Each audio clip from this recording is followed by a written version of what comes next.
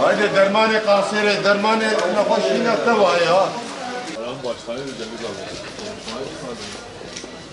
Sekiz abi sana senaryo verelim. Sen de git. Popüler ol. Herkese gider ve demiyor.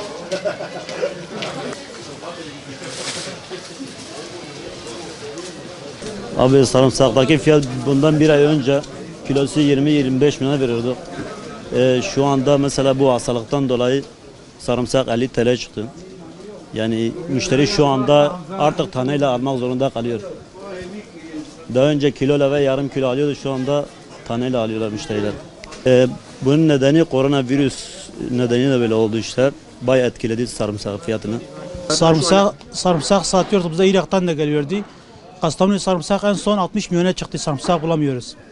Piyasada sarımsak yok. Hastalıkla ilgili birçok kişi dedi bu virüse iyidir, aldı bitirdiler bizden, hepsini aldılar. Sarımsak kalmıyor, son 60 milyondan bitti. Ola sirtine İbrahim ki kare sir kırız.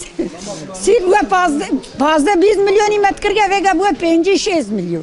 Bu ve ne hoşile ane prim zede ya eşane zede bu millet kırı undakine ve şartne. Sir organik bu, oştara bejim baş bu, je nexweşîna ra, je xestalxeyr yabancî ra zav baş bu, zav bikêr dihat.